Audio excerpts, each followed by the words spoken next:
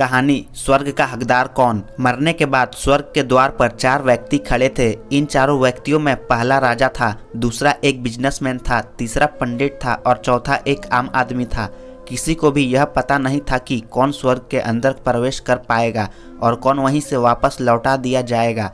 सब स्वर्ग का दरवाजा खुलने की राह देख रहे थे और आपस में बातें कर रहे थे।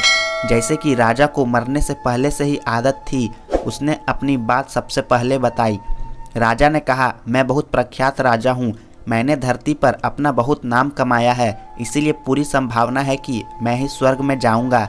फिर व्यापारी ने अपनी बात सामने रखी। वह बोला, मैंने धरती पर खूब धन कमाया और उस धन से मैंने सैकड़ों लोगों की मदद की, इसीलिए मैं ही स्वर्ग का हकदार हूँ। अब बारी थी पंडित की, तो पंडित ने मुंह खोला और सबको यह कहा, चाहे तुम जो सोच लो, लेकिन यह बात तो तय है कि स्वर्ग के दरवाजे खुलेंगे तो मेरे लिए ही।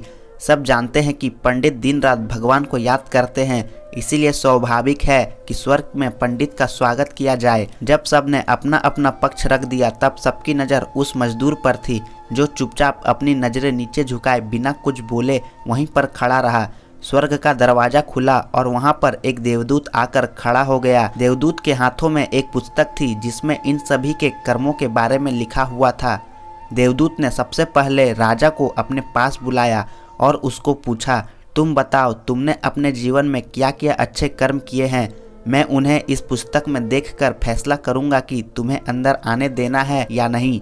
राजा ने कहा, मेरा राज्य जितना बड़ा था उतना ही समृद्ध था और मेरे राज्य के सभी लोग खुशहाल थे। सभी बड़े आनंद से रहते थे। मैंने उन्हें कभी किसी भी चीज़ की कमी नहीं होने दी।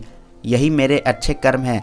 देवदूत ने अपने पुस्तक में देखा और देखने के बाद राजा से कहा, तुम सच बोलते हो। तुमने अपने राज्य की प्रजा को बहुत सुखी रखा था, लेकिन तुमने अपने राज्य की सीमा बढ़ाने के लिए जितने युद्ध किए थे, उन युद्ध की वजह से हजारों सैनिक ने अपनी जान गंवा दी थी। उन हजारों सैनिकों के परिवार के दुख का कारण तुम बने थे, इसीलिए तुम स्वर्ग में नहीं आ सकते। अब बारी थी व्यापारी की। व्यापारी से जब देवदूत ने पूछा कि तुम्हारे अच्छे कर्म क्या हैं, तब व्यापारी ने उससे कहा, मैंने सैकड़ों लोगों को खाना खिलाया है, कई आश्रमों में दान किया है, कई निराश्रित लोगों के लिए घर बना कर दिया है। यह मेरे अच्छे कर्म हैं। देवदूत ने फिर से अपने पुस्तक में ध्यान से देखा और देखने के बाद व्यापारी से कहा, तुम्हारा कहना भी ठीक है कि तुमने बहुत दान धर्म किया है, लेकिन यह दान धर्म तुमने जिन पैसों से किया है, उन पैसों को कमाने के लिए तुमने न जाने कितने झूठ बोले हैं, कितनी हेरा फेरियाँ की है और कितनी मिलावटें की है, इसीलिए तुम भी स्वर्ग में नहीं आ सकते। जब पंडित से यही सवाल किया गया तो पंडित ने बड़े ही आत्मविश्वास के साथ कहा, मैंने अनगिनत लोगों को ज्ञान दिया है, हजारों यज्ञ और पूजाएं भी की है और दिन रात भगवान का जाप किया है। इससे अच्छे कर्म और क्या ही हो सकते हैं। देवदूत ने अपनी पुस्तक के अंदर झांक कर देखा और पंडित से कहा, आपने जितने भी लोगों को जो भी ज्ञान दिया है, उन बातों पर खुद कभी अमल नहीं किया। आपने यज्ञ, पूजा या भगवान का नाम निस्वार्थ भाव से कभी नहीं लिया, इसलिए आपका भी स्वर्ग में आना प्रतिबंधित है। मजदूर यह सब देखकर हैरान था। वह अब तक जिन्हें महान समझता आ रहा था, उनकी व्याख्या स्वर्ग के दरवाजे पर आकर बदल गई थी। धरती पर जिन कर्मों को अच्छा समझा जाता है, उनका यहाँ पर कोई मूल्य नहीं था। यमदूत ने जब इस मजदूर को अपने पास बुलाया और इससे पहले कि वह उससे उसके अच्छे कर्मों के बारे में पूछता, मजदूर बोल पड़ा, प्रभु, मैं जानता हूँ कि मैं भी स्वर्ग में आने लायक नहीं हूँ, लेकिन मैं फिर भी एक बार बाहर से ही स्वर्ग को झांक कर देखना चाहता हूँ। बस इससे ज़्यादा मेरी कोई इच्छा है ही नहीं, क्योंकि ऐसी इच्छा पालने के लिए मैंने जीवन में कुछ भी नहीं किया है। मैं पूरा दिन मेहनत करता और जो भी पैसे कमाता उन्हें अपने परिवार के पालन पोषण में खर्च कर देता, इसलिए दान धर्म के लिए कुछ भी बचता ही नहीं। लोगों की भला मैं क्या सेवा करता, क्योंकि काम के बाद जो थोड़ा सा समय मिलता उसको अपने ही बूढ़े माँ बाप की सेवा में बिता देता। और यह सब करने के बाद मैं कभी कभी मंदिर भी चला जाता और भगवान से जैसा भी मुझे दिया है उस जीवन के लिए धन्यवाद कहता। देवदूत ने अपनी पुस्तक में बड़े ध्यान से देखा और थोड़ी देर देखते ही रहा।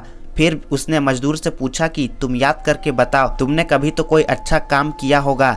मजदूर ने थोड़ी देर सोचने के बाद बोला, हाँ, मुझे थोड़ा थोड़ा याद है।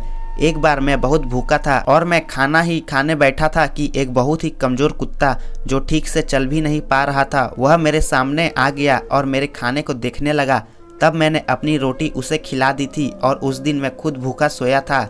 मजदूर की बात सुनने के बाद देवदूत मुस्कुराया और मजदूर को बड़े सम्मान से स्वर्ग के अंदर लेकर गया। दोस्तों, अच्छे कर्म लोभ मोह माया इन सब भाव में आकर नहीं किए जाते और न ही उन्हें अच्छे कर्म की श्रेणी में गिना जाता है। निस्वार्थ भाव से किया गया एक ही अच्छा कर्म भी आपके जीवन के सारे पाप धोने की शक्ति रखता है। इसीलिए जब भी मौका मिले निस्वार्थ भाव से और अच्छे मन से अच्छे कर्म किया करें।